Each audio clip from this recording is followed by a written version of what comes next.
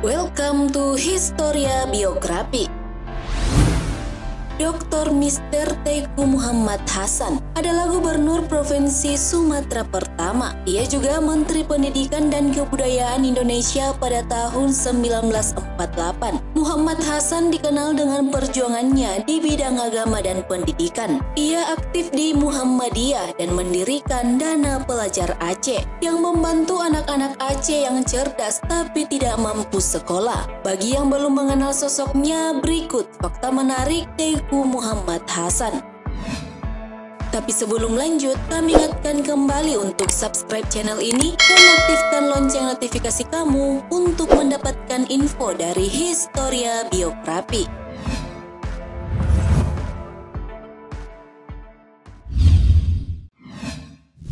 Masa kecil dan pendidikan.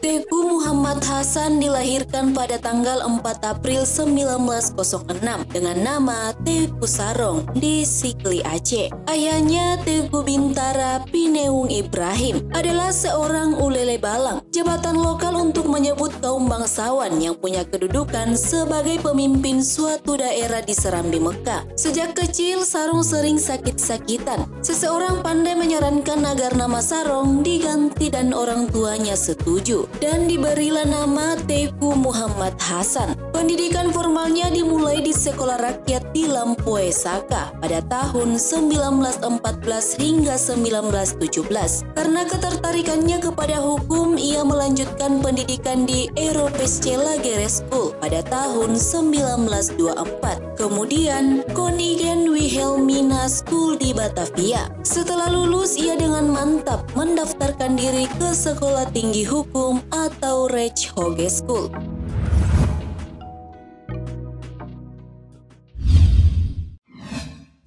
Berjuang di negeri penjajah.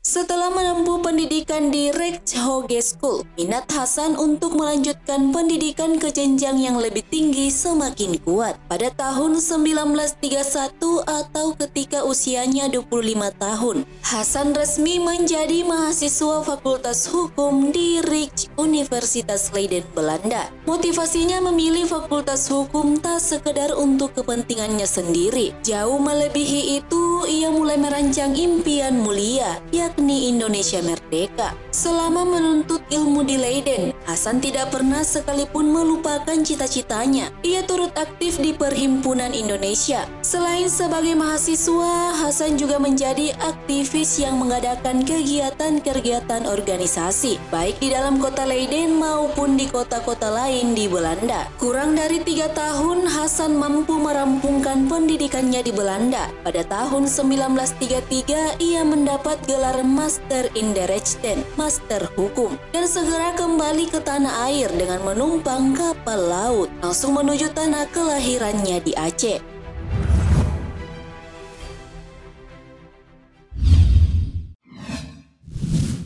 Mencerdaskan kehidupan Aceh.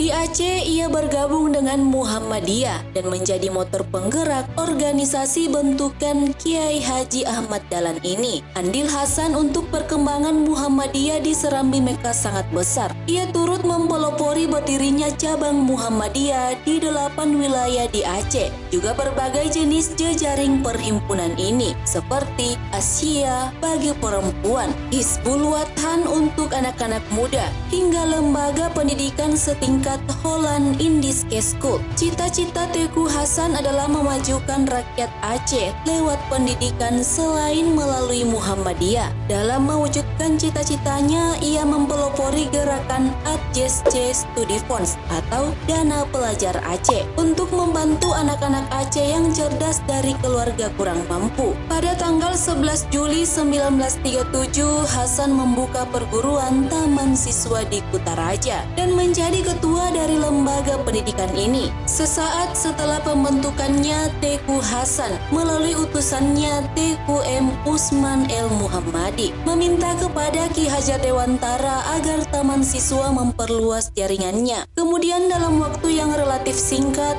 Hasan dan pengurus taman siswa di Kutaraja berhasil membuka 4 sekolah taman siswa, yaitu Taman Anak, Taman Muda, Taman Antara, dan Taman Dewasa.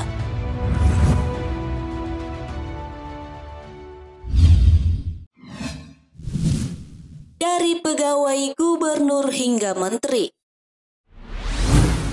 Berkat pengalaman di bidang pendidikan, Hasan memutuskan pergi ke Batavia dan bekerja sebagai pegawai di Departemen Pendidikan. Kemudian pada tahun 1938, Hasan kembali lagi ke Medan untuk bekerja pada kantor Gubernur Sumatera sebagai Ketua Koperasi Ladang Pegawai Negeri di Medan. Pada era penjajahan Jepang ini, yakni antara tahun 1942 sampai 1945, Hasan tetap berada di Medan dan bekerja sebagai Ketua Koperasi Ladang Pegawai Negeri. Menjelang kemerdekaan, peran Hasan semakin meluas. Tidak hanya di Aceh, ia turut bergabung dengan tokoh-tokoh nasionalis di Jakarta. Kemudian pada 7 Agustus 1945, Teguh Hasan dipilih menjadi anggota PPKI dan turut merumuskan Undang-Undang Dasar 1945. Setelah kemerdekaan, Teguh Muhammad Hasan ditunjuk sebagai Gubernur Sumatera oleh Presiden Soekarno dari tahun 1945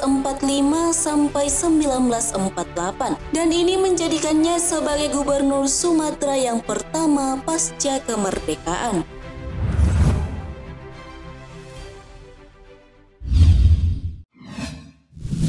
Menyelamatkan Republik Indonesia. Tidak lama setelah ibu kota Republik Indonesia di Yogyakarta dikuasai Belanda dalam agresi militer Belanda II, mereka berulang kali menyiarkan berita bahwa Republik Indonesia sudah bubar karena para pemimpinnya seperti Soekarno, Hatta, dan Syahrir sudah menyerah dan ditahan. Mendengar hal ini, Hasan beserta tokoh nasional lainnya yang berada di Sumatera, termasuk Syafruddin Prawira Negara, mengadakan rapat di Halaban pada 22 Desember 1948 untuk membentuk pemerintahan darurat Republik Indonesia sebagai bentuk pembuktian kepada dunia internasional bahwa Indonesia masih berdiri. Dalam struktur pemerintahan PDRI, Teguh Muhammad Hasan menjabat sebagai Wakil Ketua PDRI sekaligus Menteri Dalam Negeri, Menteri Agama, dan Menteri Pendidikan, Pengajaran, dan Kebudayaan di bawah Syafruddin Prawira Negara sebagai Ketua PDRI.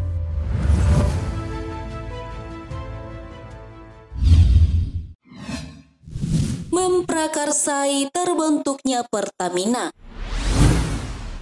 Setelah penyerahan kedaulatan dari Belanda kepada Indonesia pada tahun 1950, Hasan memilih berkiprah di parlemen sebagai Ketua Komisi Perdagangan dan Industri di bawah Perwakilan Rakyat Sementara atau DPRS. Sebagai Ketua Komisi, Hasan melakukan penelitian yang akhirnya menyimpulkan bahwa jika dilakukan nasionalisasi perusahaan minyak asing, maka hasil minyak Sumatera Utara bisa digunakan sebagai alat pembayaran. Merespon hal tersebut, pada 13 September 1951, pemerintah membentuk Panitia Negara Urusan Pertambangan atau PNUP. Kemudian pada tahun 1956, Hasan ditunjuk sebagai ketua dan berhasil menasionalisasi beberapa perusahaan minyak asing menjadi Permina pada tahun 1957 dan Pertamin pada tahun 1961. Kedua perusahaan ini di tahun 1968 digabung menjadi Pertamina.